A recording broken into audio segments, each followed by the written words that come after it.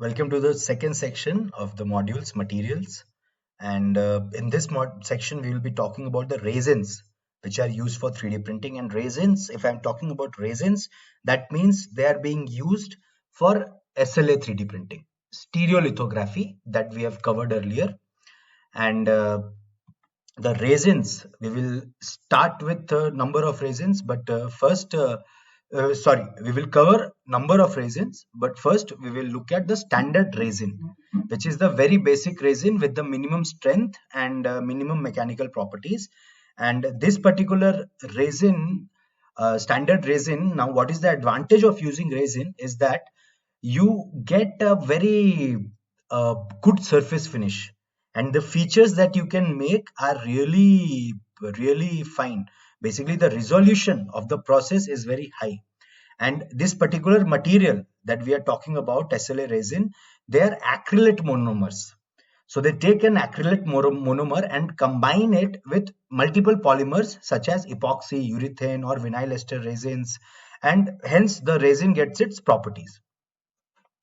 Now, this standard resin yields 3D printed parts with good resolution. That is what I meant when I told it is being the feature size can be really small, which you can produce. You can produce feature sizes as small as 0.2 mm, 0.1 mm, 0.3 mm, like that. And it is very good for prototyping and production purposes both. But you need to look where to use standard and where to use other resins. That is one thing that depends on the properties. So it's very important that we talk about the properties of the standard resin. So when we talk about the properties of the standard resin, we can see that this particular standard resin is having a tensile strength of 10 to 50 MPa. It has got a good hardness. Now, hardness you did not see in the FDM material because basically they don't have good hardness and they are not being used for industry production purposes. That's why hardness becomes very important in these resins, because they are very hard and tougher as compared to FDM parts. And then the deflection temperature is also good, 45 to 70 degrees Celsius compared to FDM materials. But when we talk about other resins, standard resin has got the lowest heat deflection temperature.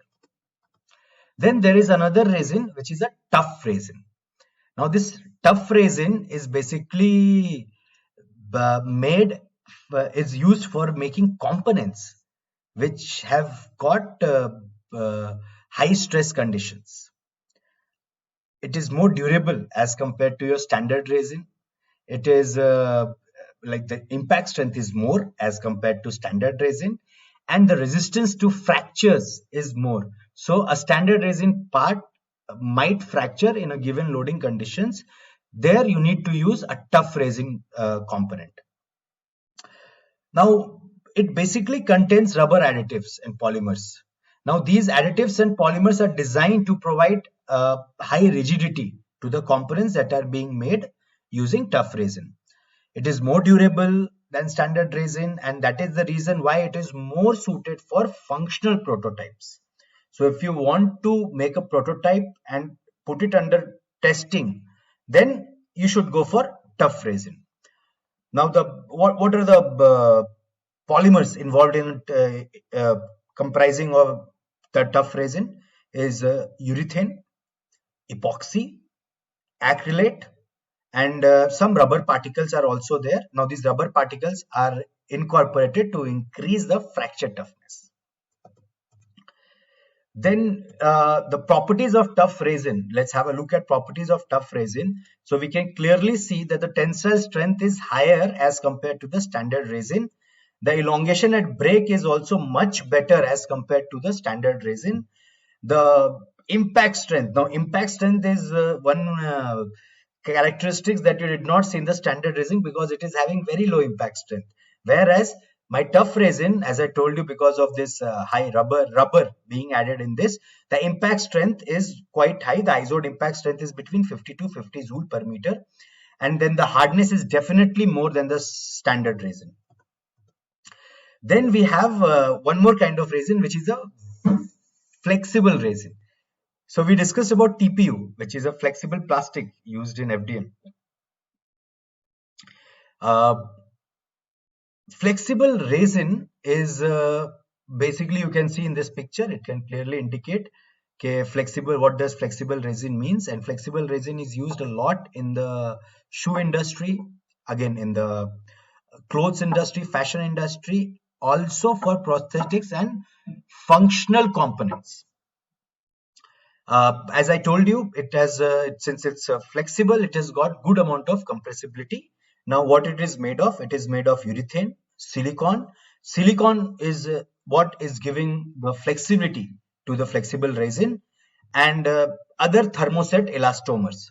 Now, these thermoset elastomers, silicon, urethane together, they enable stretchability in the 3D printed components using flexible resin, and they also have got good bending and flexural strength.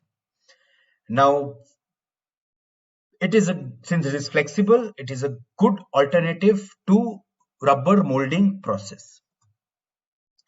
You can see like how the parts looks like.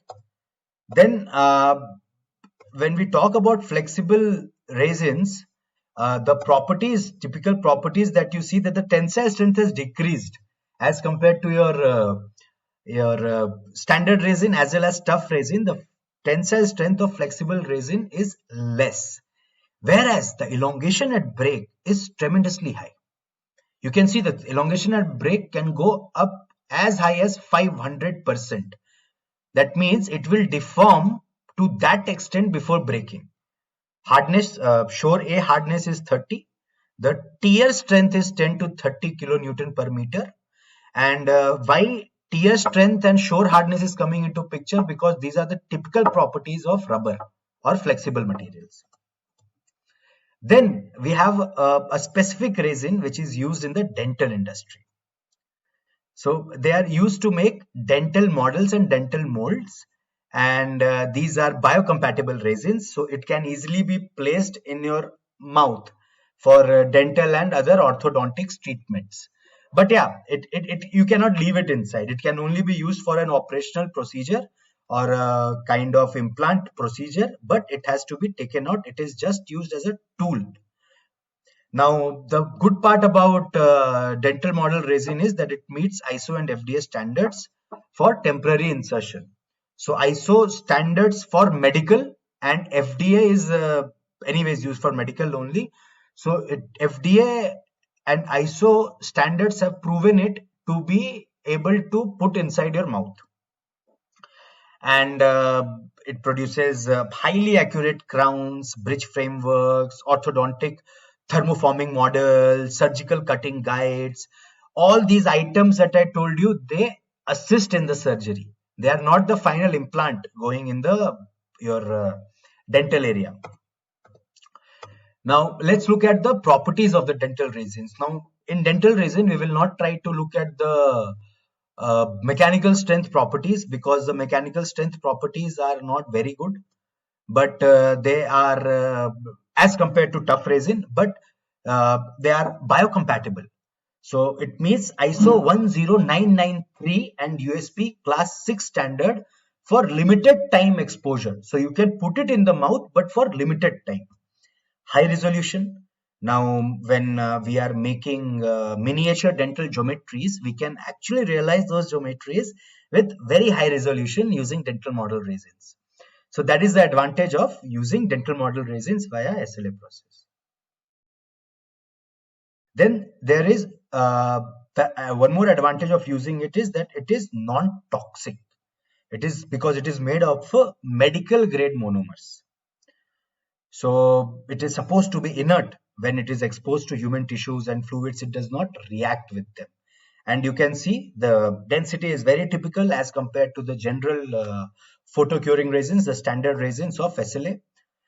So that was about the resins. We learned about standard resin, we learned about tough resin, we learned about flexible resin, and then we learned about dental model resin. There are some other high temperature resins and other kind of resins which we have not covered here. If you want, you can just Google them and for your understanding. Now these four are the most widely used resin in 3D printing SLA. So this marks the end of the second section, and we will meet in the next section, third section of the fifth module, materials for 3D printing, where we will cover the metal alloys. So stay tuned. Thank you.